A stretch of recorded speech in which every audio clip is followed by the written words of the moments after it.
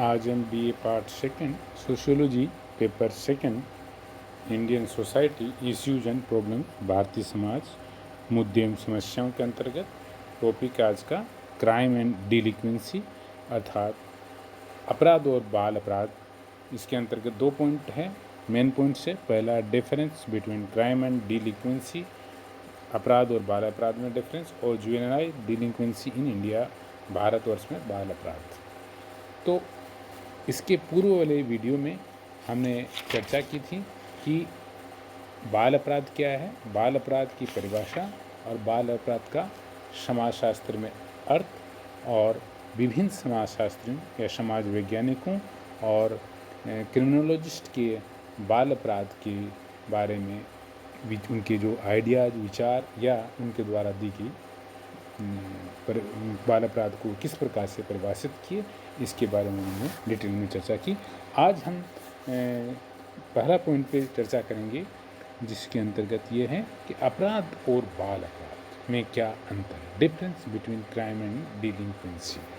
तो बाल अपराध और अपराध दोनों में ही समाज और राज्य के प्रचलित नियमों का ही उल्लंघन माना जाता है।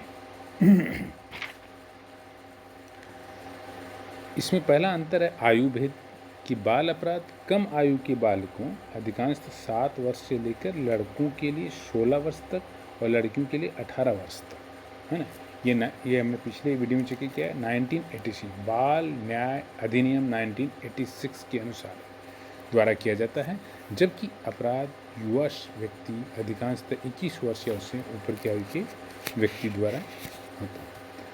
सेकंड, पृष्ठभूमि भेद। बाल अपराध युवा अपराध के लिए पृष्ठभूमि तैयार करता है और बाल अपराधी ही आगे चलकर युवा अपराधी में परिवर्तित हो जाते हैं। समझ का भेद। बाल अपराधी कोमल मस्तिष्क के कारण अपराध की गंभीरता को पूरी तरह से समझ नहीं पाते हैं, और जबकि युवा अपराधी अपराध के परिणामों को भली भांति समझते हैं और अपराध की क्या उनके कंसिक्वेंसेस होंगे उसके बारे में वो भली भांति परिचित में कि उनमें जेल जाने की सज़ा हो सकती है, उन्हें आजीवन कारावास हो सकता है, उन्हें पुलिस कस्टडी में लिया जा सकता है, इसके बारे में वो परिचित होते हैं।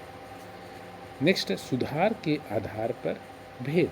बाल अपराधी का सुधार सरल एवं सभ्य है, क्योंकि बच्चे के अपरिपक्व मस्तिष्क को किसी भी दिशा में मोड़ा जा सकता है, जबकि युवा अपराध में सुधार की संभावना अपेक्षाकृत कम होती है। दंड में भेद। बाल अपराधी को दंड के स्थान पर सुधारालय भेजा जाता है, जबकि अपराधी को उसकी अपराध की प्रकृति के अनुसार दंडित दिया जाता है। उसको जेल में, सेंट्रल जेल में या और बड़े पुलिस कस्टडी में आदि में भेजा जाता है। कारण भेद। बाल अपराधी में अपराध के कारणों को ढूंढना सरल है, क्योंकि उसमें अपराधी कार्य प्रारंभ ही किया जाता है, जबकि युवा अपराधी के अपराध के कारणों का पता लगाना अपेक्षाकृत कठिन कार्य है, क्योंकि उसके पीछे एक लंबा इतिहास होता है, एक लंबा षड्यंत्र होता है, उसके कई खोजेज होते हैं, है ना, और उसके विभिन्न कई कारण होते हैं जिनका खोजना बाल अपराध की तुलना में कठिन होता है। बाल अपराधियों एवं युवा अपराधियों द्वारा किए गए अपराधों की प्रकृति, प्रकार और मात्रा में भी अंतर होता है। प्रशिक्षण में भेद। कभी कभी युवा अपराधी संगठित अपराध या व्यावसायिक अपराध में बाल अपराधियों का सहारा लेते हैं। इस तरह से युवा अपराधी बाल अपराधियों को प्रशिक्षण देते हैं, जबकि सामान्य तौर पर कोई भी युवा अपराधी बाल अपराधी से अपराध का प्रशिक्षण नहीं लेता है।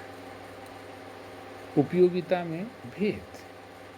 प्रसिद्ध समाज वैज्ञानिक और क्रिमिनोलॉजिस्ट कोहन के अनुसार उनका विचार है कि बाल अपराध में अनुपयोगिता की मात्रा अधिक होती है, अर्थात बच्चा सदा ही किसी लाभ के लिए अपराध नहीं करता, वह अपितु अज्ञानता के कारण भी करता है, जैसे बच्चे द्वारा किसी कक्षा के छात्र की पुस्तक चुराकर फाड़ देना। इस कार्य में उसे लाभ प्राप्त नहीं होगा। उद्देश्यों में भेद। कई बच्चों द्वारा हंसी मजाक या द्वेष के कारण ऐसे कार्य कर लिए जाते हैं जो अपराध की श्रेणी में आते हैं, जैसे पत्थर फेंकने पर किसी के चोट लगना या किसी वस्तु का टूट जाना, जबकि अपराध में संगठित एवं योजनाबद्ध रूप में से कार्य किया जाता है। प्रभाव में अंतर। बाल अपराध अधिकांशतः व्यक्तिगत विघटन का सूचक है, जबकि अपराध से संपूर्ण समाज व राष्ट्र को सामाजिक, राजनीतिक, आर्थिक हानि उठानी पड़ती है। तो ये मूल रूप से बाल अपराध और अपराध में अंतर आया। तो आपको एग्जामिनेशन में पूछा जा सकता है कि पहले तो बाल अपराध को डिफाइन कीजिए, है ना?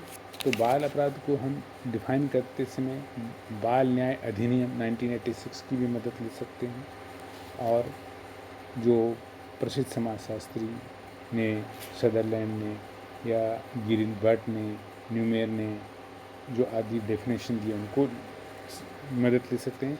और फिर दूसरा प्रश्न छोटे शॉर्ट टाइप क्वेश्चन में आ सकता है कि बाल अपराध और अपराध में कोई 4 कारण का स्पष्ट करें।